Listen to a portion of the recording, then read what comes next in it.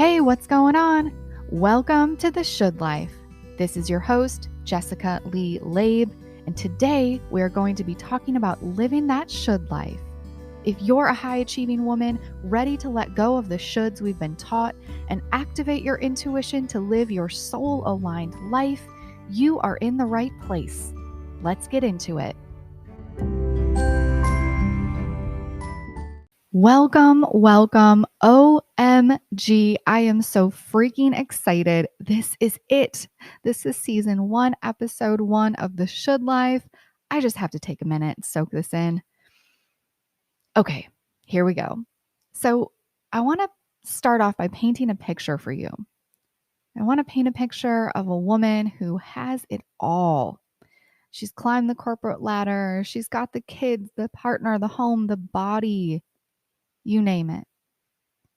And on the outside, she has it all. But ultimately, when she has a moment to catch her breath, to actually feel her breath in her body, maybe it's a moment in her car as she's running from place to place. Maybe it's in a moment in the shower, soaking up maybe the 2 minutes that she gets all to herself. She realizes that there has to be more than this, right? This like nudging feeling that has been with her whole life, it creeps in once again. And she questions, is this really what I've been striving for? Because she spends her precious energy and time ruminating about shit that happened in the past. She also feels plagued by anxiety about scenarios that may potentially happen in the future. She's constantly losing sleep over this battle inside of her. And she's found that when she looks around, her friends, her friendships in general are so inauthentic and surface level and shallow. She wonders if anyone really knows who she is. And honestly, she wonders if she knows who she is. She's questioning if she even knows what it is she likes or dislikes because she's been living so long for other people. And because of her inability to express her opinions out of fear of what other people may think or say, it keeps her stuck. She feels like she's paralyzed, but she's also constantly running around doing all the things. And when she actually has a moment, she realizes that ultimately deep down within, she's actually really fucking bored with her life. She may be moving, she may be doing all the things she's supposed to be doing, but she feels really empty inside. How is this landing with you? Is this resonating? I just want you to know that if this is landing for you, if this is resonating, if this sounds like you are not alone. And this is typically how my clients are living their lives when they show up to work with me. They are living that should life. In general, you may be feeling lost, bored, empty, feeling like you got gypped. So, please tell me this isn't it. I don't know what it would mean to me or what it would mean about me if this is what it is I've been striving for. Please tell me there's more than this. Because if this is what I've been sold and bought, then I don't know what to do if that's the truth. And if you're feeling this way, you are in the right place. So when I say living that should life, this is also living the way of the mind. And throughout our time together, you'll come to understand what that actually means. And you'll be able to start to be able to determine if you're hearing from the mind, if you're living from the mind, or if you're hearing from and living from your inner voice. So I want to make it clear that the mind and the inner voice aren't necessarily enemies of one another or at least they don't have to be enemies of one another. And it is possible to live in harmony between the two. So I'm going to be talking about that throughout our time together as well. It's easy to label the mind as the enemy or as the bad guy. And I just want to say that that is not my belief in any way. The mind is simply limited in its capacity of what it can do for us. But unfortunately, when we identify as the mind, we live as the mind. And that keeps us feeling stuck. That keeps us living for everyone else. That keeps us in our should life. It keeps us feeling really empty because the mind is designed to keep us safe. And because it's trying to keep us safe, it's constantly looking for danger and potential threats. So, because of that, it keeps us in our comfort zone, which ends up keeping us playing really small in life. So, every time we have a difficult conversation that maybe has to take place, or if you want to speak up for yourself, to know and embody your truth without bowing down to the fear of the mind, maybe you feel so stiff and so stuck, and you want to learn how to play again, how to really find joy in your everyday life. You hear that that's possible. You hear about like inner child work and inviting play and joy into your life, and you're like, Jess, I don't even know where to start with that. That seems like something for them. It doesn't seem like something that I could ever fit into my life. I hear you. Living by the mind's definition of the should life is what keeps us really stuck. And so we stay and we continue to give more and more of ourselves. We continue to do for others while we ignore this fire within us. And what happens is a year goes by, 5 years, 10 years go by, and you have regrets. You have regrets about not being more brave, about not being more authentic, not stepping into your truth, really owning and knowing who you are. But what if you explored the possibilities that exist beyond what the mind has told you is possible?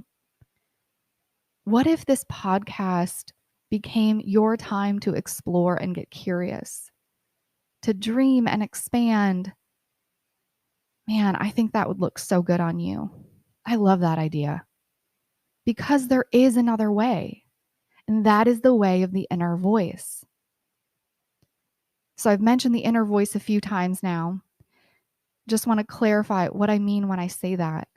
So some call it the intuition, your soul, God within you, your higher self. I call it the inner voice. And it may sound or feel so quiet for you right now. It may feel like a whisper. It may even feel like nothing. You may feel numb. But I know that you have the ability to cultivate a deep, meaningful relationship with your inner voice. And what happens when you're able to do this is you become able to start to identify what your truth actually feels like, looks like, tastes like, sounds like, and you start to actually embody your intuition. You can step into a life that feels more like flow and balance and ease and surrender. And how that shows up in your life is it looks like not having to rely on other people for the answers, because you know and you can move with confidence in your life. It looks like no longer needing to reach for the next diet because you're able to trust your body. And it looks like being able to express your truth by standing in and embodying and knowing who you really are. And this is what is possible for you. It became possible for me. I went through this same type of transformation, and I've seen it happen over and over and over again with so many of my clients. And I'm so excited to continue to get into this with you.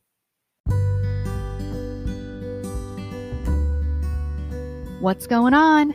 If you're interested in one-on-one mentorship with me or your own live inner voice session to activate your intuition and get you living your soul-aligned life, head over to nomoreshouldlife.com and let's get started. So it's my hope for this podcast that together we start to bring to light how all of the ways that we've been taught to be happy, bringing to light the fact that basically all these reasons are bullshit, and how these concepts have been designed to essentially separate yourself from your intuition, or what I call the inner voice. This also separates us from one another. These messages of what the should life is then also separates us from ourselves. And because when we listen to these patriarchal ideas about the life we quote unquote should be living, we end up making other women the enemy. And as a result, we end up making ourselves the enemy. So you find that when you reach outside of yourself, when you live your should life, you find that you start to reach outside of yourself when ultimately you're trying to find wholeness, happiness, worthiness. And what ends up happening is that most of the time when you do, you end up feeling more empty and more shitty than you did when you first started. And I want to get back to that. But first, I mentioned that I love working with high achieving, goal oriented women. Why is that? I'm so glad you asked. So I love working with these types of women. And please know that when I say goal-oriented, high-achieving women, I am saying we, because I 100% include myself in this group. And working with these powerful women fill me up so much because when you speak, I know exactly what you're saying. I know exactly what you're talking about because high achieving women are badasses. You are a genius and you have a very strong mind. And this strong mind of yours has served you so well. It's gotten you to wherever it is that you find yourself right now. How amazing is that? Just take a moment and celebrate your mind. Even if you want to shift away from living a life dominated by the mind, we have to give the mind the credit that it deserves. So when you live a life dominated by the mind, when you allow the mind to dominate how it is that you view the world and your relationships, ultimately, you're not living your most fulfilling life, your most expressed life, your most aligned life. So when you have a strong mind, you can also, my gosh, who can relate to this? You can talk yourself into and out of everything, right? You can rationalize the fuck out of your decisions, even when they're out of alignment. You talk yourself into staying too long. You talk yourself into leaving too early. You rationalize everyone else's behavior. This is what happens when you are not connected to your inner voice. And what happens is you also start to give away your power. You give away your power in the things that you commit to, in the way that you alter your body, the way that you choose to eat or not eat, or move your body or not move your body. And the list goes on and on. And I'm so curious about what comes to mind for you when you hear the should life. What shows up for me when I think of the should life is all of the ways in which we as women are taught to give of ourselves in order to find fulfillment.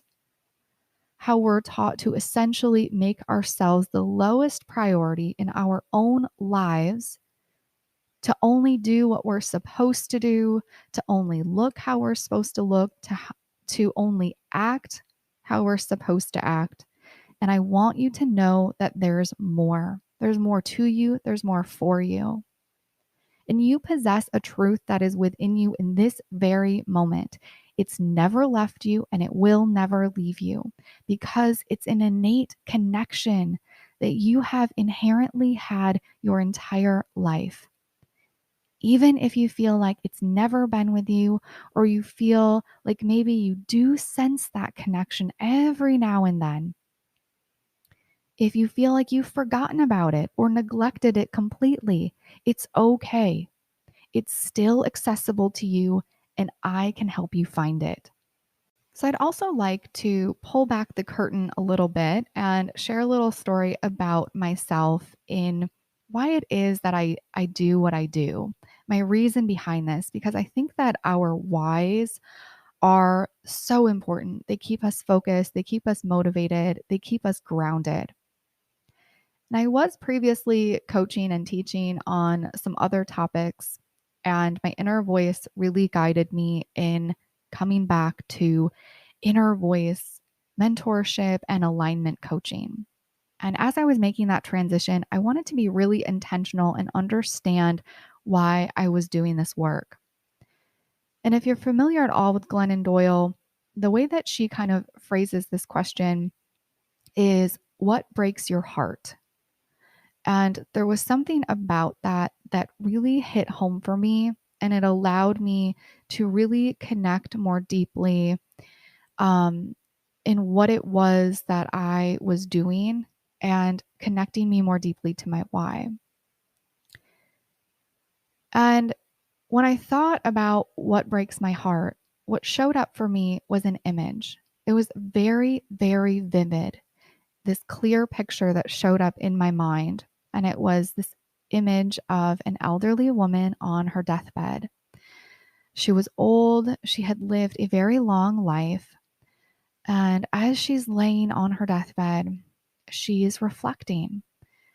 She's reflecting on the life that she had lived, on the ups and the downs, the surprises, good and bad, and a life overall that she felt content with. But there were also these lingering regrets that started to show up. And as she thinks of them, her eyes start to well up with tears. She has these unanswered questions that still remain for her. And they're questions like, what if? What if I was actually brave enough to believe in myself? What if I followed through on that fire within me that never really seemed to burn out? What if I actually took that creativity that people would always compliment me on and actually pursue that gift that came so naturally to me that I kept downplaying? What if I stopped giving a fuck about what people thought and lived this authentic life for me? What if I turned my attention more towards loving my body instead of hating it all the time and wasting, just reflecting on the amount of energy and time that would have been freed up for her to actually pursue her soul aligned life? And I allowed this woman's essence, like this vision, all of it to soak into me. I allowed her regrets to soak into me. And those tears that were in her eyes started to show up in my eyes as well. And my why became so clear to me because I never want any woman to feel that this woman felt on her deathbed. And I know how to prevent. I know how to prevent that from happening. I know the power that women hold. I've witnessed it myself. And I know that when they are able to tap into their inner voice, their intuition, when you're able to identify and release trauma and toxic belief systems that you've been holding in your physical body, when you know how to embrace your shadow self, I know that when you can release upon this world your unique gifts and your unique power, this world will change. And your unique gifts, your unique power is so deeply needed. So today we touched on very briefly the mind and the inner voice. And as I've mentioned, these are concepts that we are going to be diving deeper into throughout the entire podcast.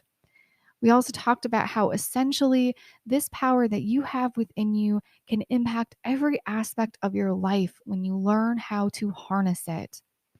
And I'm so freaking excited to just continue to share all of this with you. I also got a little vulnerable and pulled back the curtain to share my why in doing this amazing work.